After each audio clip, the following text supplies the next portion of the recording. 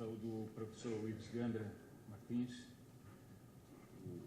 o Dr. Adolfo Lindenberg, presidente do Instituto Clínico Correia de Oliveira, e saúdo o deputado Paes de Lira e o professor Paulo Ebel.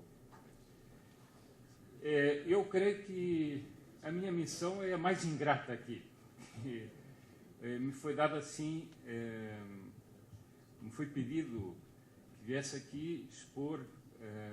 Perdão, professor Sepúlveda, estão pedindo que o senhor faça daqui porque para os que estão atrás é muito melhor.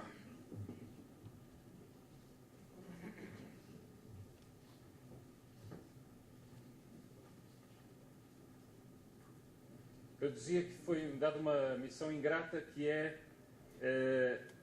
literalmente o que eu considero uma missão impossível, ou seja, fazer aqui assim como que seria uma substituição do príncipe Dom Bertrand nessa sua exposição. Mas, a pedido dele, eu tomei as notas que ele tinha preparado para esta palestra e me aventuro aqui assim a transmiti-las da melhor maneira que eu conseguir. Espero só ser fiel ao pensamento que o príncipe Dom Bertrand gostaria de transmitir a todos os senhores e senhoras aqui nessa noite. A mim cabe-me tratar dos aspectos do Plano Nacional dos Direitos Humanos no que diz respeito ao sagrado direito da propriedade privada. Uma pergunta que se podia fazer, mas acho que já nem tem sentido fazê-la mais neste momento, depois das brilhantes exposições que foram feitas aqui, seria a pergunta se esse plano é um plano fortuito, se esse plano é apenas um devaneio de alguns intelectuais ou de alguns radicais, ou se esse plano, na realidade, é coerente com uma ideologia e uma ideologia que preside ao atual governo.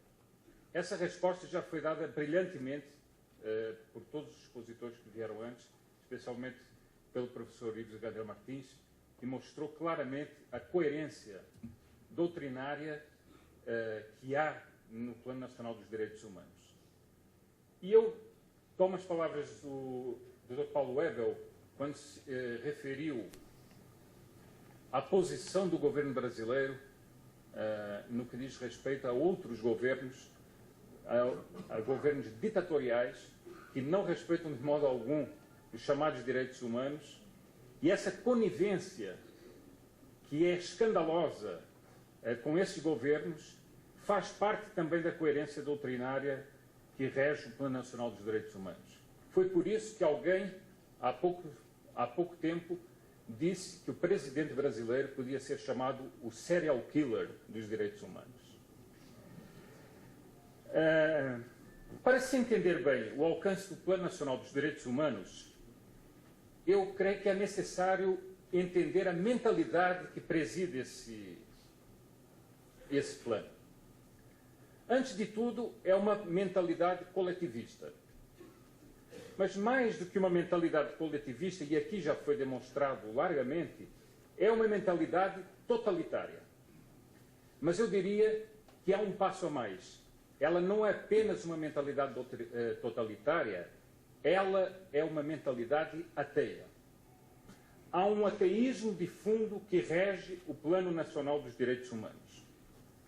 E ela não é ateia apenas porque ela deseja tirar os símbolos religiosos dos lugares públicos. Isso seria uma visão muito superficial do ateísmo que está no Plano Nacional dos Direitos Humanos. Eu explico-me. Nós estamos, no fundo, diante de duas concepções da natureza humana e da sociedade humana. Temos uma concepção cristã, que é a concepção que desde a fundação do Brasil rege o país, e temos uma mentalidade materialista que se quer impor ao país. Essa mentalidade cristã anima a grande maioria dos brasileiros. Mesmo aqueles que não praticam a religião são animados por essa mentalidade cristã de achar que a ordem política e social não deve violar a ordem natural. Em contraposição, nós temos a concepção materialista que anima uma minoria. O professor Gandra chamou a atenção disso. O que é que são 14 mil pessoas num país de 198 milhões de habitantes? Uma minoria que, por artifícios políticos, deseja subjugar a nação a seus desígnios radicais com programas como o PNDH. Esta mentalidade, fazendo abstração de Deus, ela conduz ao quê? A que o Estado se substitua a Deus. O Estado passa a ser o grande regente da sociedade, interventor, passa a querer tudo dirigir, passa a querer tudo controlar, tudo subjugar e tudo ter ao seu dispor.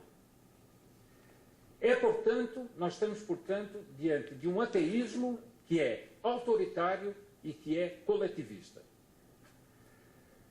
Segundo a concepção católica, o homem foi criado à imagem e semelhança de Deus e, por isso, ele é um ser livre e inteligente.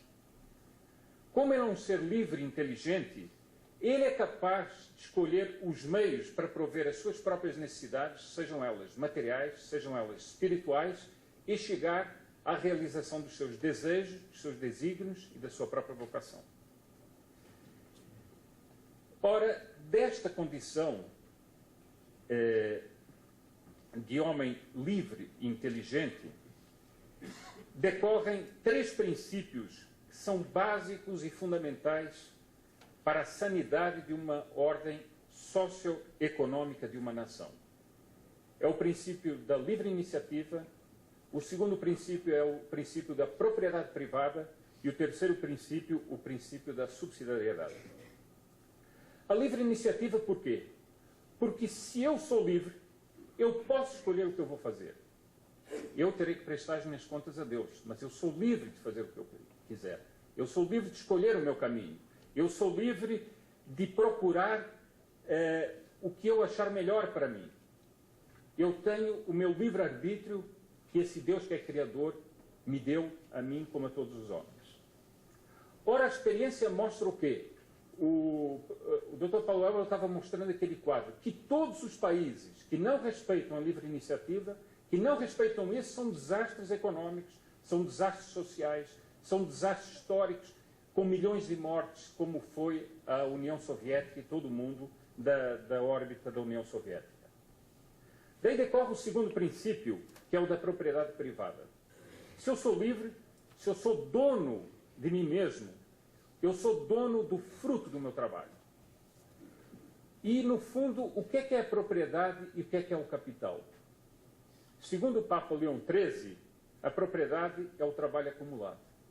Eu trabalho para me prover, mas, além disso, eu trabalho mais do que eu necessito para me prover, e tudo que isso é a mais eu vou recolhendo, vou guardando e vou formando o meu capital. Ora, este algo a mais eu o acumulo e é meu. Porque eu sou livre, sou dono do meu trabalho e dos frutos dele, eu sou livre. Eu não dependo de outros. Mas, se o Estado me tira o fruto do meu trabalho, eu passo a ser o quê? Passo a ser um escravo. A minha liberdade me foi tirada. Eu passo a ser escravo do Estado que tudo determina, tudo apreende, tudo tira e tudo controla. No fundo, a propriedade é uma defesa também por causa do patrimônio do indivíduo contra o Estado.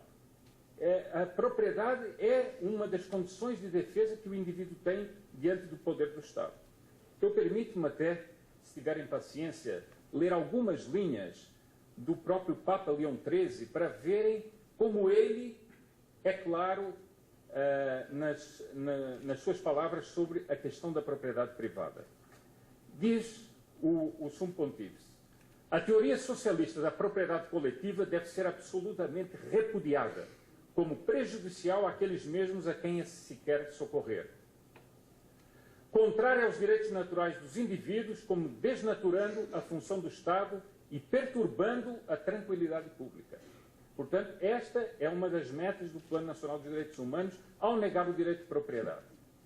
Fique, pois, bem assente que o primeiro fundamento a estabelecer para todos aqueles que querem sinceramente o bem do povo é a inviolabilidade da propriedade individual, isto é, a propriedade privada. Portanto, daí decorre que quem fez este Plano Nacional dos Direitos Humanos